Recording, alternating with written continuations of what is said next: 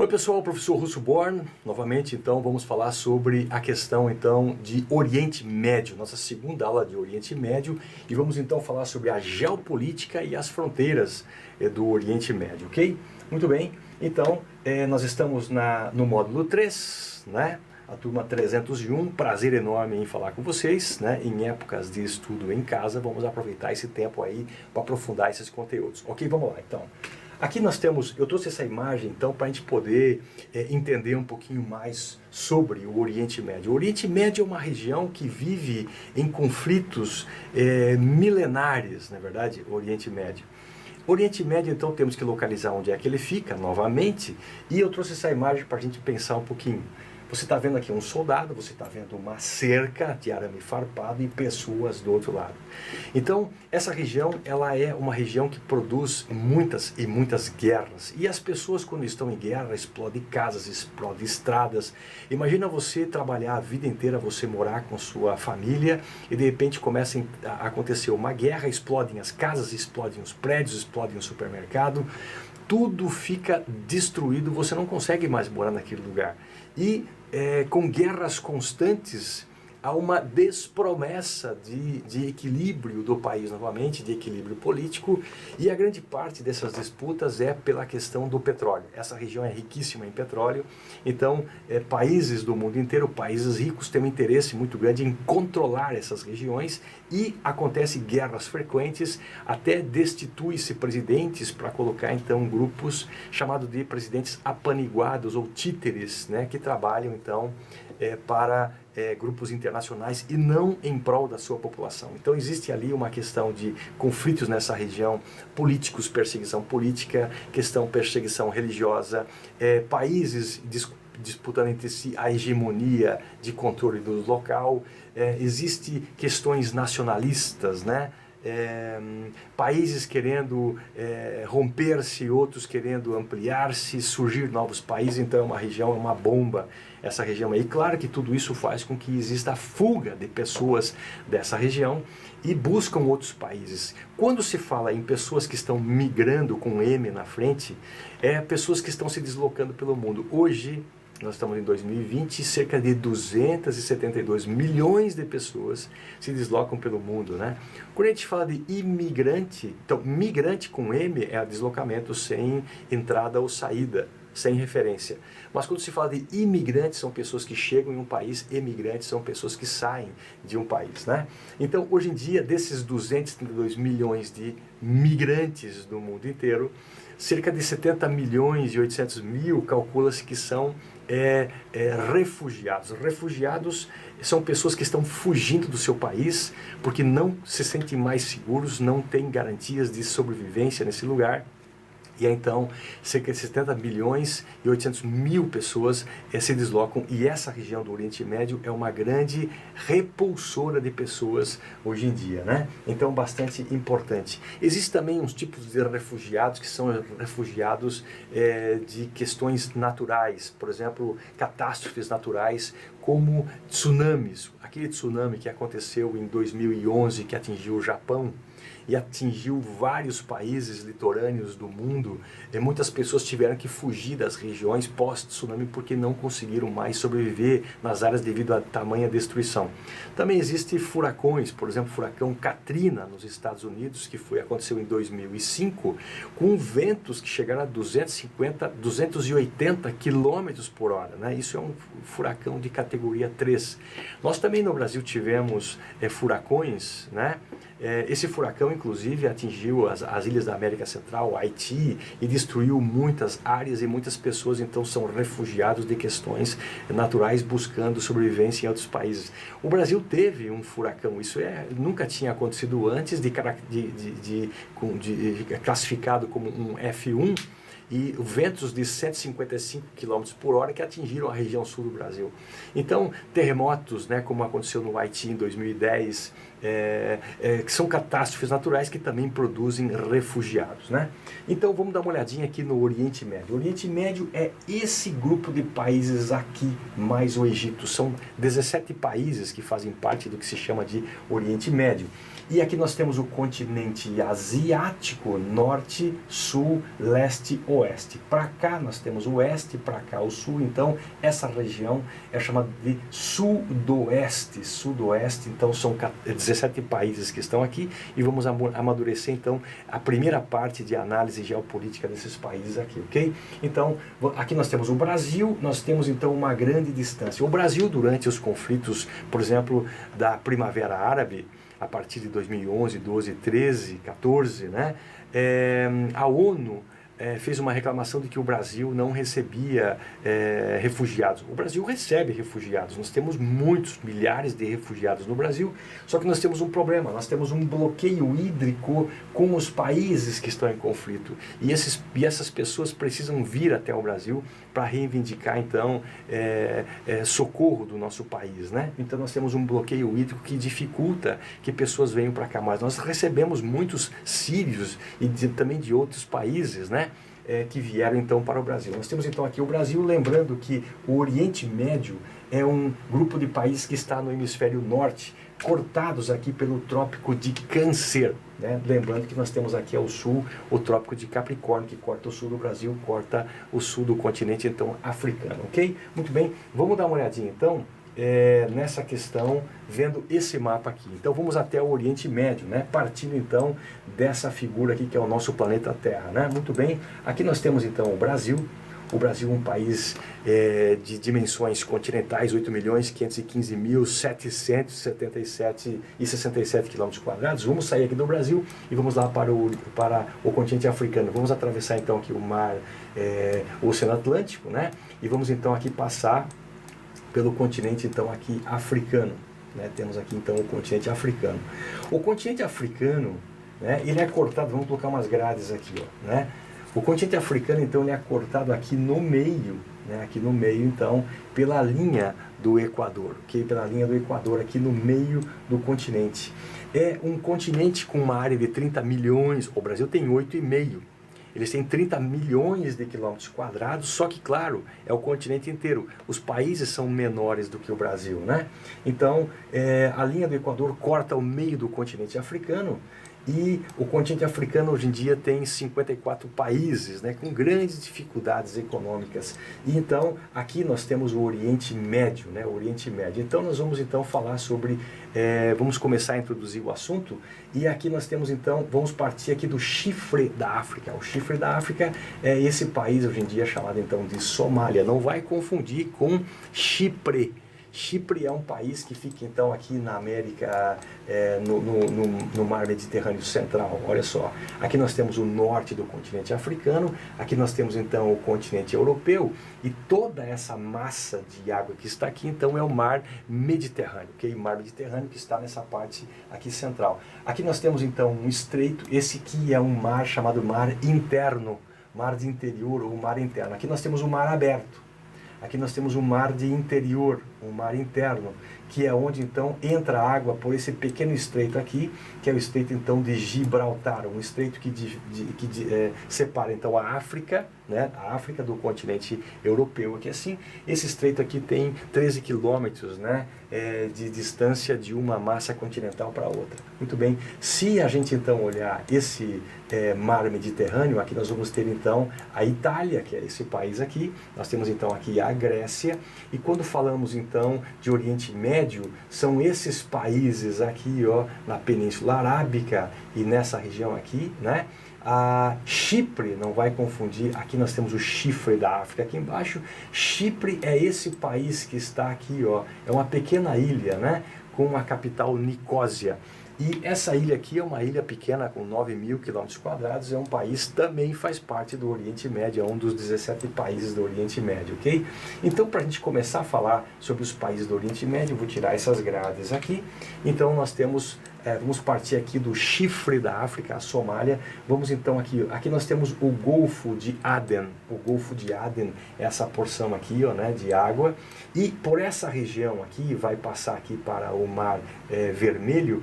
Aqui passam muitos navios de petróleo, muitos navios de carga. De onde vem o petróleo? Dessa região aqui do Golfo Pérsico. É uma região de grande produção de petróleo, né? Então, aqui do Golfo Pérsico, né? Do Golfo Pérsico, os navios de petróleo saem aqui aqui do Iraque, saem aqui do Kuwait, saem aqui do Irã e vão passar por essa massa aqui numa área de grande tensão geopolítica. Aqui nós vamos ter então o Estreito de Hormuz, e vai passar aqui pelo Golfo de Omã, né, o Golfo de Omã, e aí então os navios eles saem aqui para essa região, vão passar pelo Golfo aqui de Aden, vão aqui passar por esse pequeno estreito aqui de Bab el-Mandeb e depois entram aqui no mar Mediterrâneo. Os navios de petróleo saem dessa região e vêm então entrando por esse mar aqui. Tá, mas como é que vai fazer para passar? Aqui existe um canal artificial que foi construído por Lesseps, né? Ferdinand de Lesseps. Isso aconteceu ainda em 1869. É um canal que comunica então o mar Vermelho com o mar Mediterrâneo. Navios de petróleo passam nessa região, uma área de grande tensão geopolítica, e aí então levam petróleo para a Europa, atravessam aqui esse estreito e levam lá petróleo lá para Estados Unidos e assim por diante.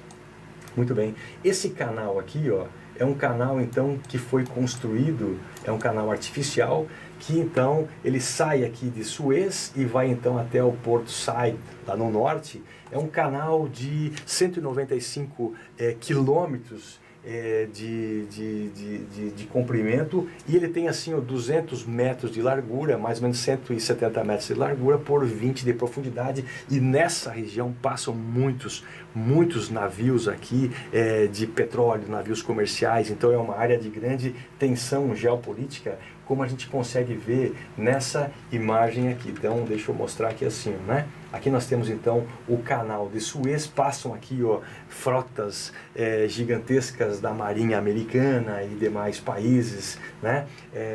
Porta-aviões e vários navios comerciais passam nessa região. Então uma região de grande importância então geopolítica. Vamos voltar então aqui para o nosso canal de Suez. Você consegue reparar que ele é um canal artificial aqui assim, né?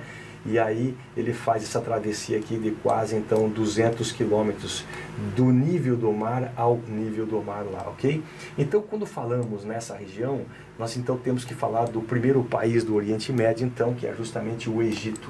O Egito, então, é esse país que fica aqui no nordeste do continente africano. Temos aqui a África, norte da África, sul da África, leste, aqui nós temos o nordeste da África, né? Nordeste da África, um país que é muito estudado pelas escolas desde o ensino fundamental, quando se fala das pirâmides do Egito, dos faraós, do rio Nilo.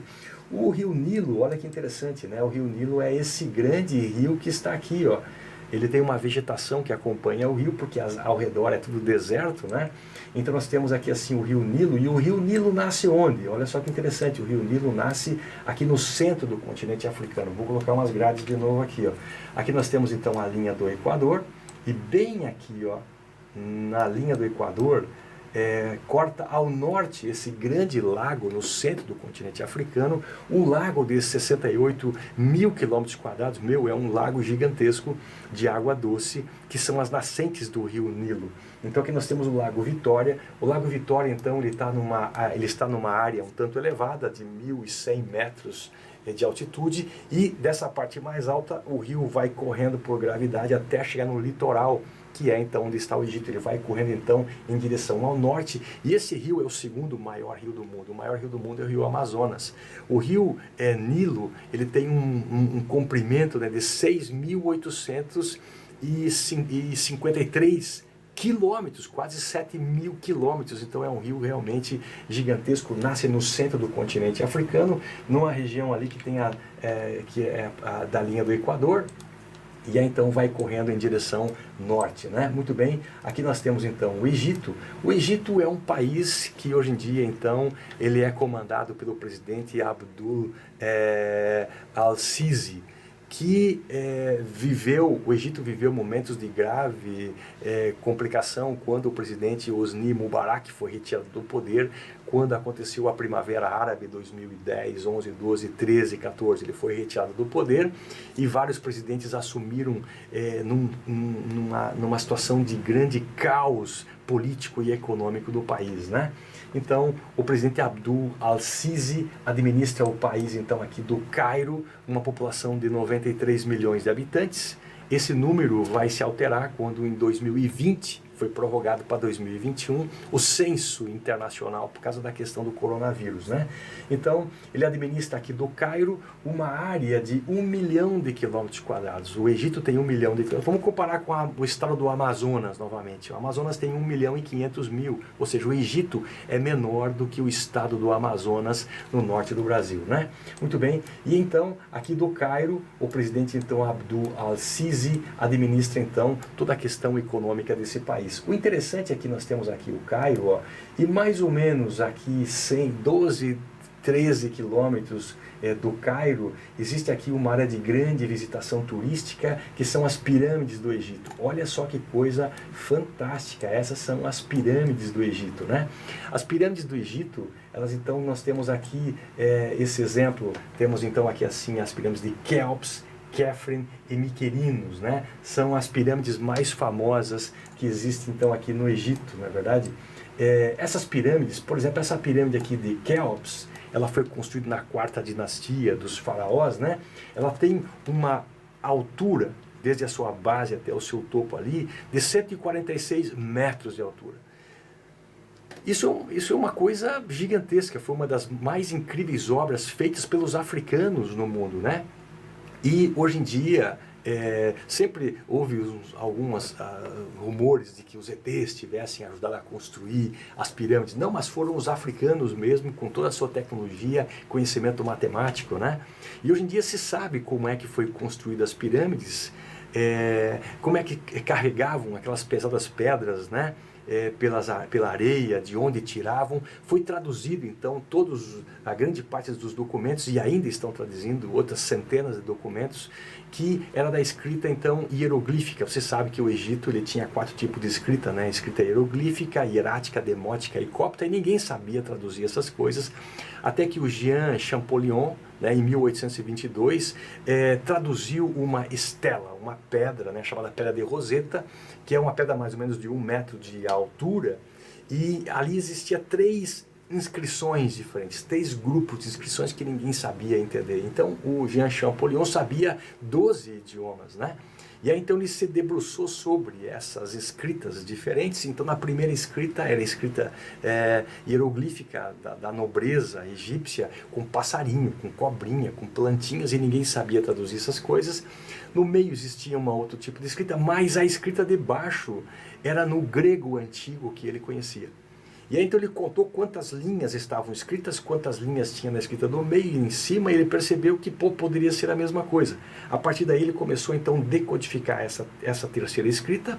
Para a segunda ele conseguiu entender a escrita demótica e conseguiu traduzir a escrita hieroglífica. Com isso abriu-se um campo gigantesco de conhecimentos sobre o Egito, né?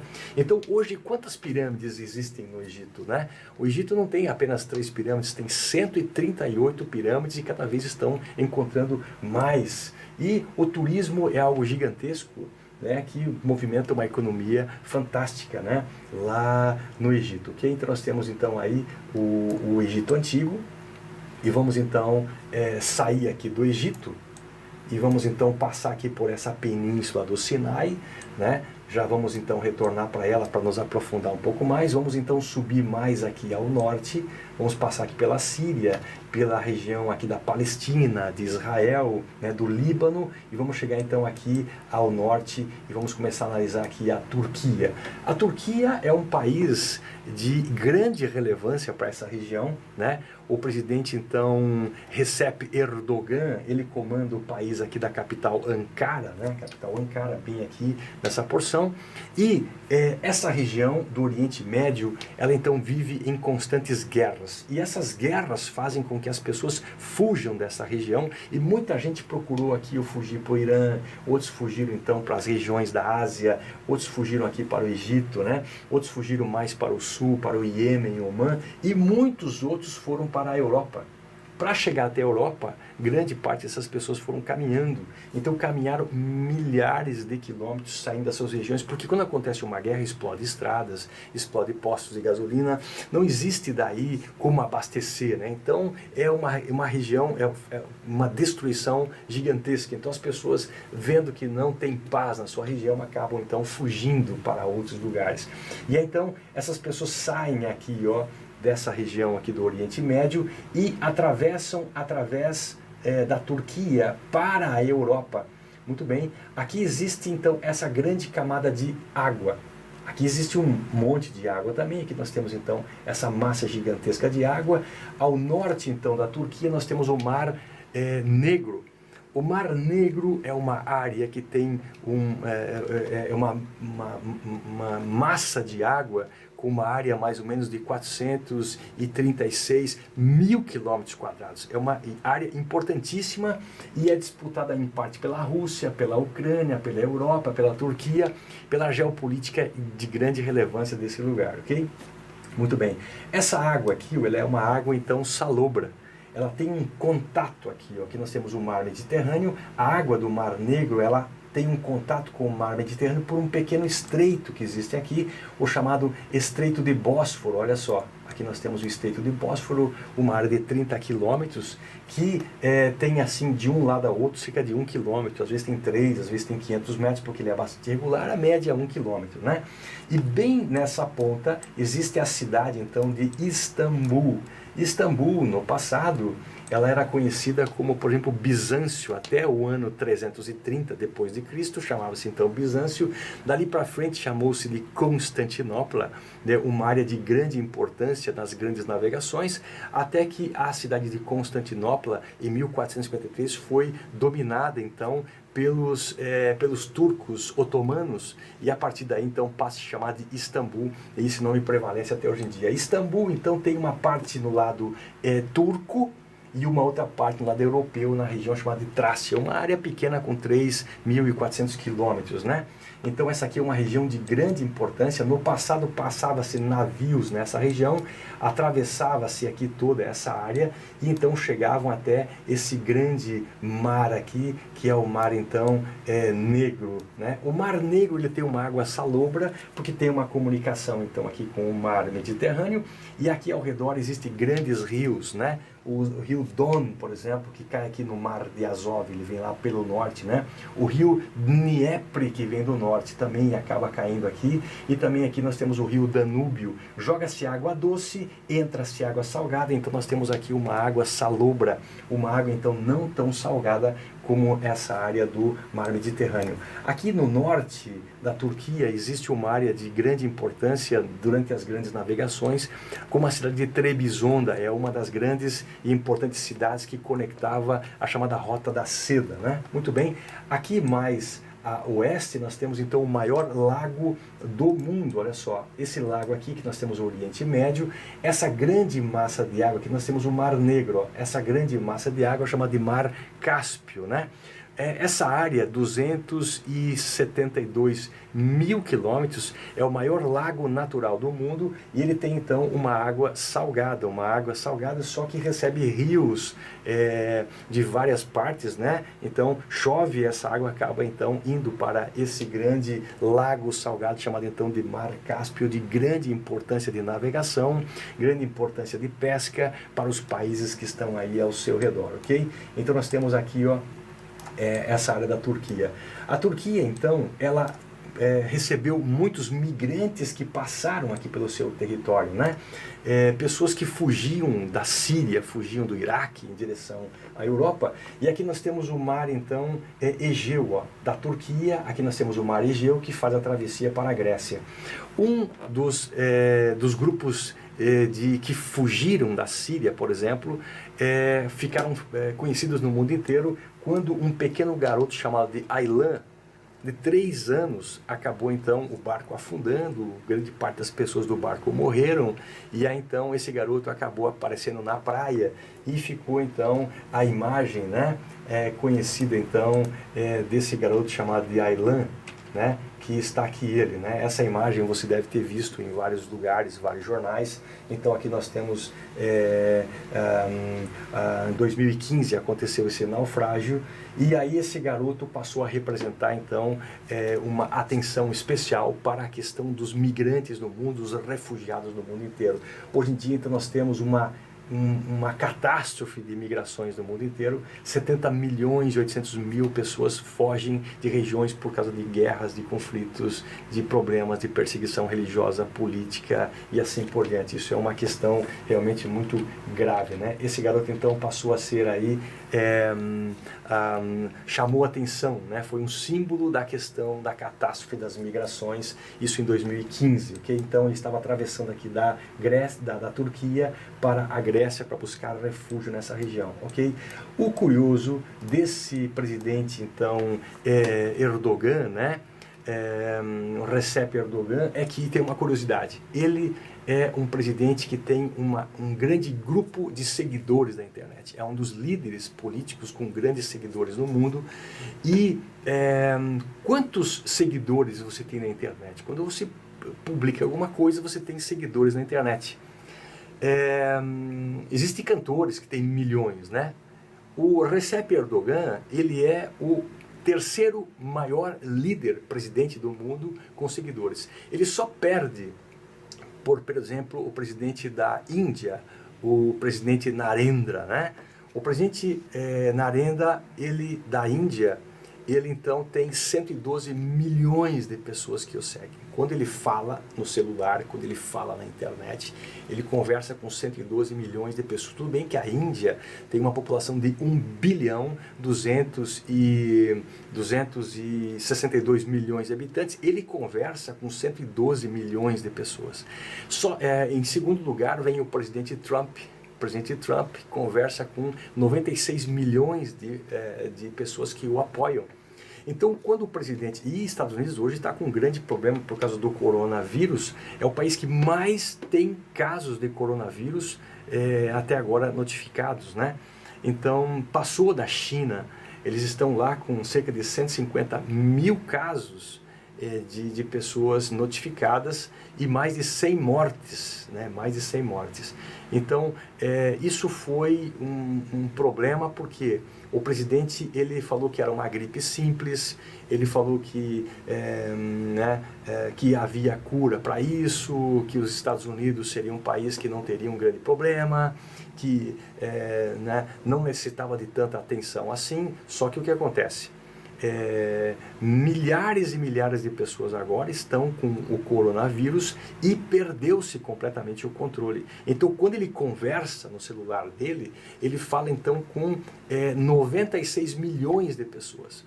O terceiro líder que tem mais influência no mundo vai ser então o presidente da Turquia, o chamado então Recep Erdogan, e ele fala com 28 milhões de pessoas. E aí nós temos uma curiosidade: quem é o quarto maior líder do mundo em seguidores na internet? O presidente do Brasil, Jair Bolsonaro, que quando ele fala lá pelo telefone dele, ele fala com 27 milhões de pessoas. Alguns já estão dizendo que são quase 30 milhões de seguidores. Então, nós temos aí os líderes populares, né, os líderes populistas do mundo que buscam então apoio direto da população, ok? Então, pessoal, ficamos por aqui nesse momento. Falamos então sobre o Egito, falamos sobre a Turquia, e a gente volta então, né, no nosso próximo momento de aula aí. Nosso próximo momento de aula, vamos então falar sobre a questão do Oriente Médio, as questões então de geopolíticas e fronteiras com a Síria, com os demais países aí, ok? Um grande abraço e até a nossa próxima aula. É isso aí.